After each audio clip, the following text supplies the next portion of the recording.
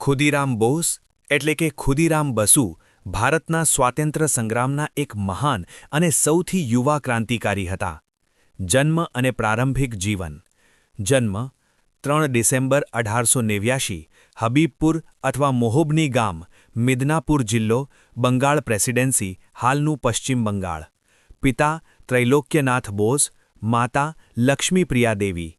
નાની વયે જ માતા પિતાનું અવસાન થતાં તેઓ તેમની મોટી બહેન અપરૂપા દેવીની સંભાળમાં ઉછર્યા. બાળપણથી જ સાહસિક અને સ્વતંત્રતાની ભાવના તેમનામાં હતી.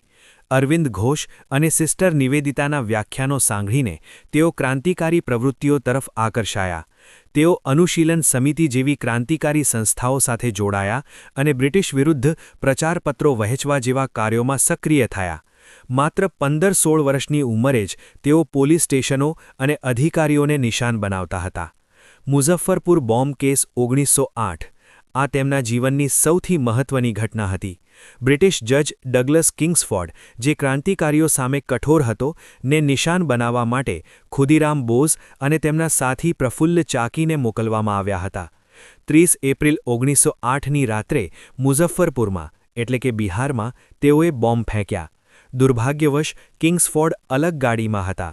બોમ્બથી 2 અંગ્રેજ મહિલાઓ એટલે કે મિસિસ કેનેડી અને તેમની પુત્રીનું મૃત્યુ થયું. પ્રફુલ્લ ચાકીએ પોતાને ગોળી મારીને આત્મહત્યા કરી લીધી, જેથી પકડાય નહીં. ખુદીરામ બોઝ પકડાયા અને તેમના પર મુકદ્દમો ચલાવવામાં આવ્યો. અદાલત અને શહાદત.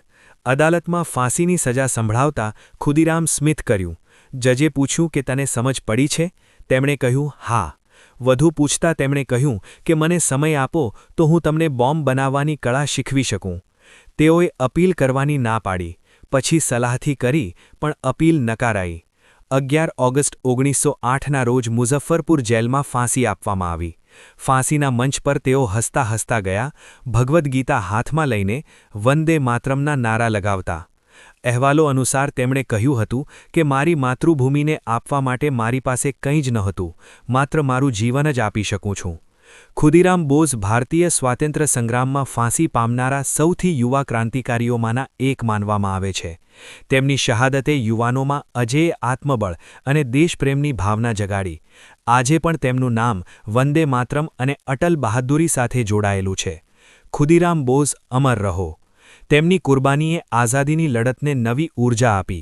આપણે તેમને યાદ કરીએ અને દેશપ્રેમની તેમની ભાવના અપનાવીએ. આ ક્રાંતિકારીઓના વિડીયો જોઈને એવું લાગે છે કે આપણને આઝાદી સસ્તામાં નથી મળી. યુવાનોએ પોતાનું બલિદાન આપ્યું છે.